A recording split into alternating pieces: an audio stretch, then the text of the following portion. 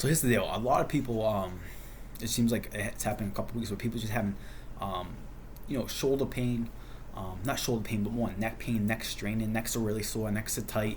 And this can happen when you do certain types of exercises. But it is a combination of probably our posture, how we live nowadays, especially people who have office jobs, and then on top of that, um, like basically our movements. So today I want to go over like two things that you can do to most likely start reducing your neck strain, your neck pain. And the first thing is posture. Now, the posture thing is tough because that's just something you're gonna have to think about all the time. It's gonna feel uncomfortable doing, but you just have to keep reminding yourself to get in good positions. This is why when you first start working out, it's really important to hire a trainer so you can know what good movement is. If you have poor movement, you don't get really good results, but it's very easy for you to get banged up, get really sore. So I'm going to kind of turn to the side just real quick. So good movement or good like posture is like if I'm sitting down, and this is kind of the same thing if I stand up. If I'm sitting down, my lower back should be flat. My upper back is kind of rounded, but it should be kind of long here, and my head should be my head should be over my shoulders. It shouldn't be, I would say, in front of my chest like this. But a lot of people walk around like this. People have their shoulders up.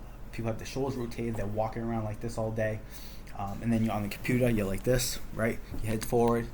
You get this in your upper back, which is your thoracic spine. It becomes very rounded, and the muscles get really tight.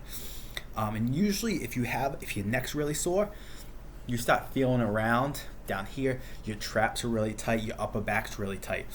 So the first thing you have to do is just start to be aware of that and try to have that good alignment where the head is over the shoulders.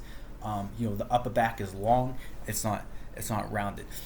If you can do that more in your daily life, it's probably going to be you're going to notice probably a big difference. It just might take some time, but you're going to notice a big difference, and you can kind of stretch out your thoracic spine too.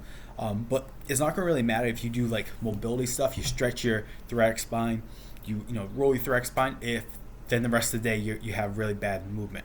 So number one is focus on your movement.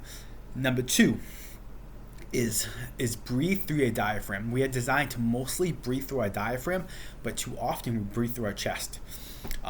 And like when we slouch, it's hard to breathe through our diaphragm. When we breathe here, we're going to breathe into our chest more. And the thing is, like when we breathe into our chest, all these muscles that kind of tie into that neck area basically are getting worked all day. It's like doing a bunch of neck exercises all day, and that creates a really tight neck. So the second thing that you can do is focus on your breathing here.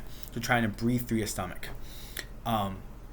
And this can be tough to do, but two things that I probably recommend is spend some time laying on the ground with your feet elevated, your head on the ground in a neutral position like I showed you, and just try to breathe into your stomach. So I do it like this: breathe in through your nose, try to drive the air into your belly, and use your hands to moderate. So when you're doing this, your bottom hand should raise, not your top hand. Hold that for a couple seconds, and then exhale all the air you can. Do this for like 3 minutes. Great to do in the morning or at night. Don't have time to do that. Another great thing to do if you do walked or anything low intensity, start to do them by just nasal breathing. So when you nasal breathe, you're going to seal your lips, and you're just going to breathe through your nose. And it's going to feel awkward at first, but one of the great things about nasal breathing is, first of all, it will drive your heart rate, so almost make your cardio a little more effective if you're doing like light walks or cardio on the machine. But the second thing, you can't really do these deep, shallow breaths that we want to get away from. You have to breathe into your stomach when you're breathing like that. So if you do cardio 3 times a week and you do that, eventually what will happen, you'll automatically just start breathing through your stomach, and that's going to take away a lot of tension with your neck. So if you have neck issues, 2 really simple things to do is address your posture. All right. And the second thing is start doing some breathing exercises, either doing like a lay-in breathing drill once a day, or when you do some light cardio, start nasal breathing, and you're gonna see it's not like it's gonna happen right away, but if you're consistent with this, within a few days, a few weeks, you're definitely gonna feel a lot of difference not having such a really tight and painful neck, and it's going to open up all those muscles.